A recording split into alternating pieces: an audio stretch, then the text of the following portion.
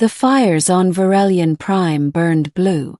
They were not natural flames, but the hungry glow of antimatter containment failure, licking up the spires of the royal citadel as warning sirens screamed across the capital.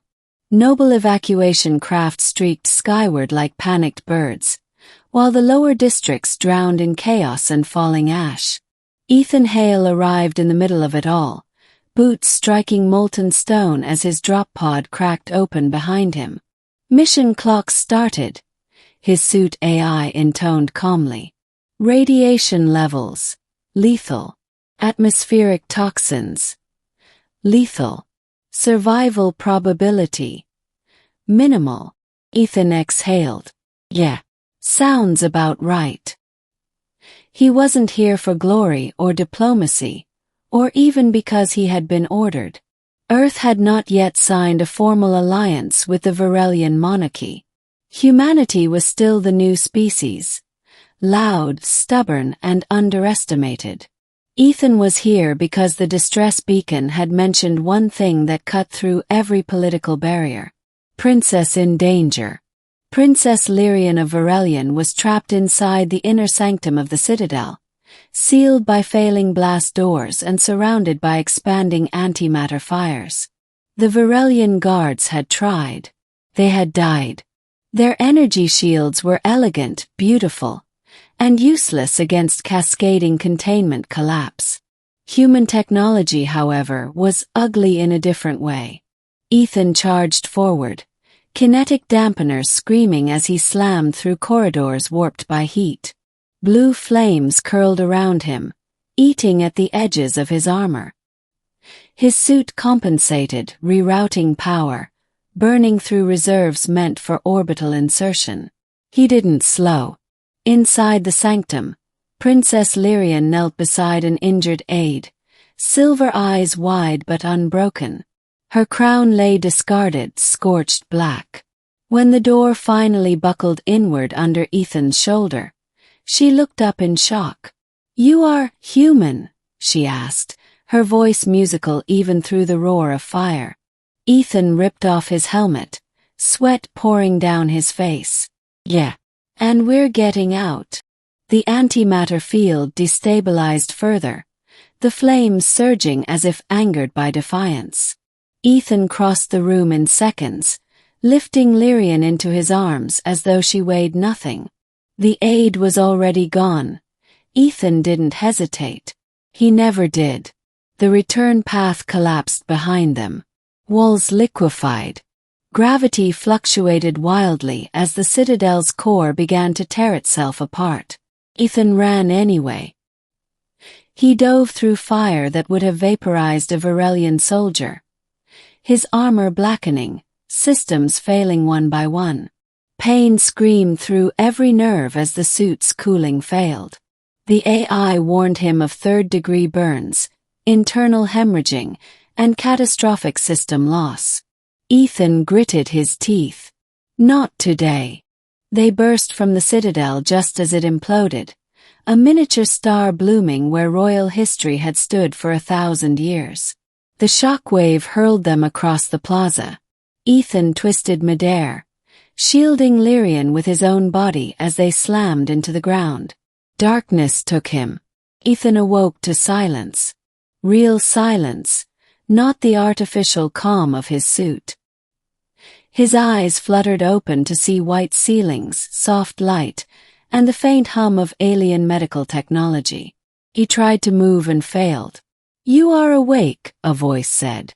Queen Seraphine of Varelian stood at his bedside, tall and radiant, her presence commanding even without her crown. Royal guards lined the walls, their eyes fixed on him with something close to reverence. "My daughter lives," the queen said.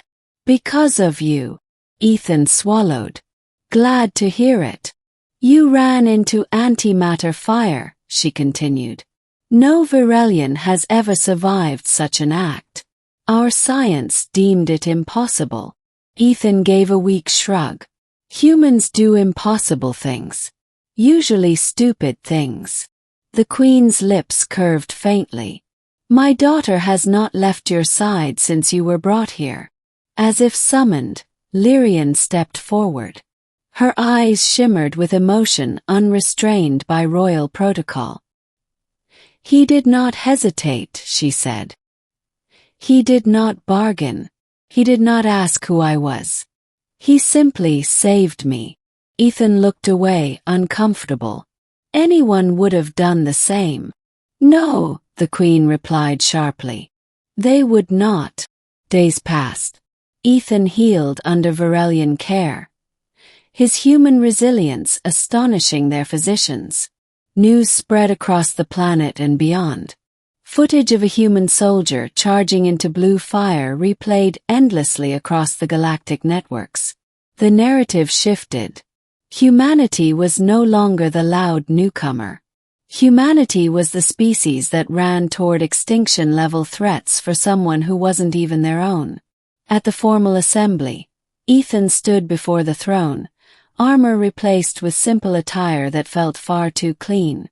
He expected medals. Perhaps a speech. Maybe a diplomatic agreement. Queen Seraphine rose. Ethan, hail of Earth, she proclaimed.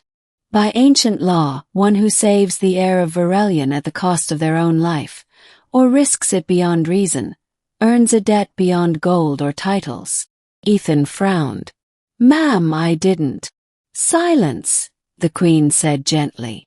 The debt must be repaid in full. She turned to the court. Prepare the wedding. The chamber erupted. Ethan's head snapped up. The what? Lyrian stepped beside him, her hand finding his. It is our oldest tradition, she said softly. A life saved binds bloodlines. It ensures loyalty, unity, and understanding. Ethan stared at her. You're serious. She smiled. Terrifying, isn't it? The Queen's gaze softened. You gave us more than my daughter's life. You gave our people a future where courage outweighs fear. Where alliances are forged not by treaties, but by action. Ethan looked around the chamber. At the aliens who once doubted humanity, now watching him as if he were something mythic. Why indeed. Months later, as Earth and Varelian Prime celebrated their union, political and otherwise, Ethan stood on a balcony overlooking a rebuilt capital. Lyrian leaned against him, her head resting on his shoulder. You changed everything, she said. Ethan chuckled. I just ran into a fire. She looked up at him, eyes shining. That is what humans do, isn't it? He smiled. When it matters most.